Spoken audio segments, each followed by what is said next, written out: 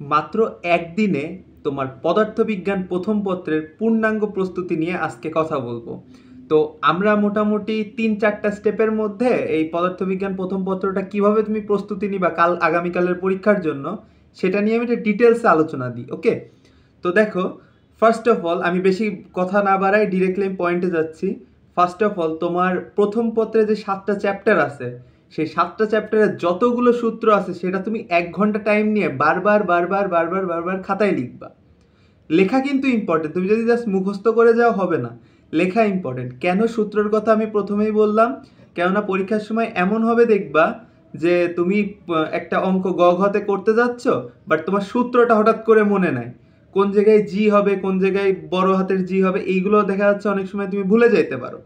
তো তুমি যদি বারবার খাতায় লেখো সেই ক্ষেত্রে তোমার ডিরেক্টলি সেই ফর্মুলাটা মনে পড়ে যাওয়ার সম্ভাবনা খুব বেশি। তো তুমি কি করবা, বারবার বারবার করে ফর্মুলাটা খাতায় লিখবা, এটা হচ্ছে প্রথম কাজ তোমার। তো 1 নম্বর স্টেপ গেল যে আমি বারবার করে ফর্মুলা খাতায় লিখবো 7টা চ্যাপ্টারের।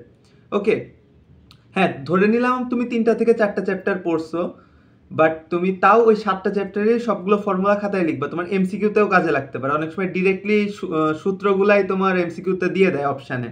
আচ্ছা, দ্বিতীয় যে কাজ, তুমি নিশ্চয়ই একটা নোট খাতা রাখছো যেখানে তুমি সব কিছু লিখে রাখছো, যেভাবে যেভাবে পড়ছিলা সব কিছু একটা সামারাইজ ফরম্যাটে লিখে রাখছো, রাইট? সেই নোট খাতাটা তুমি রিভিশন দিবা, এটা হচ্ছে তোমার দ্বিতীয় কাজ আজকের দিনের, অর্থাৎ যেহেতু কালকে তোমার এক্সাম। নোট খাতাটা ভালোভাবে রিভিশন দিবা, পারলে একটা খাতায় তুমি ওইগুলো একটু একটু করে লিখে রাখবা, মানে যেগুলো আর কি লেখার দরকার হয়, সব তো লেখার দরকার হয় না, সব পার্ট বাই পার্ট লেখার দরকার নেই। পুরোটা নোট খাতা রিভিশন দিবা আর একটু একটু করে লিখবা যতটুকু পারো। থার্ড যে কাজটা হবে সেটা হচ্ছে যে বোর্ড কোয়েশ্চেন সলভ করা। বোর্ড কোয়েশ্চেন কোনগুলো, সিকিউগুলা। সেটা কিভাবে সলভ করবা, ধরে নিলাম তুমি 3টা চ্যাপ্টার পড়ছো। কি কি?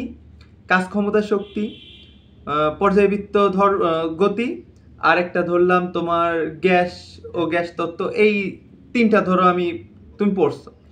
তো এই 3টা চ্যাপ্টারের তুমি যতগুলো বোর্ডের সিকিউ আছে সবগুলো সলভ করে যাবে, এটা হচ্ছে তোমার কাজ। এখন কথা হচ্ছে এই যে 3টা চ্যাপ্টারের নাম বললাম, এই 3টা চ্যাপ্টার থেকে 3টা সিকিউ ইজিলি পাবা। এখন যেই সকল স্টুডেন্ট আছো যারা এখনো পর্যন্ত পদার্থবিজ্ঞান হাতই দাও নেই বা কিছুই বুঝতেছো না কোথা থেকে কি পড়বা বা কি, এক কথায় এমন অনেক স্টুডেন্ট থাকে যারা এখনো পর্যন্ত প্রিপারেশনই স্টার্ট করেনি। তো তারা জাস্ট এই 3টা চ্যাপ্টার ভালো করে পড়ে যায়। ওকে, বোর্ডের যে সিকিউগুলো আছে সেইগুলো হচ্ছে A to Z কাভার দিয়ে যাবা। আর এর পরবর্তী যে কাজটা সেটা হচ্ছে যে এই 7টা চ্যাপ্টারেরই বোর্ডের এমসিকিউগুলো পড়বা, কজ এমসিকিউতে কিন্তু আলাদা পাস। তো এমসিকিউতে ভালো করতে গেলে তোমার প্রত্যেকটারই বোর্ডের এমসিকিউগুলো পড়ে যেতে হবে। এমন না যে পরীক্ষায় বোর্ডের এমসিকিউগুলো হুবহু আসবে, বাট তুমি সবগুলো বোর্ডের এমসিকিউ পড়ে গেলে মিনিমাম 15টা এমসিকিউ কমন পাবা। এটা অনেক ইম্পর্টেন্ট। তাহলে তোমাকে আমি কয়টা স্টেপ দিলাম, মোট 4টা স্টেপ দিলাম। এই 4টা স্টেপে তুমি ক্লিয়ারভাবে সবগুলো করে যাবা। আর পরীক্ষার সময় যেহেতু ক্যালকুলেটর প্রয়োজন হবে, ক্যালকুলেটরটা আগের দিন চেক করে যায়। ওকে, অর্থাৎ আজকে রাতে চেক করে নিবা ভালো করে যে ঠিকঠাক আছে কিনা। যদি ঠিকঠাক না থাকে অন্য কারোর কাছ থেকে ধার নিয়ে আর কি পরীক্ষাটা দিতে যাও।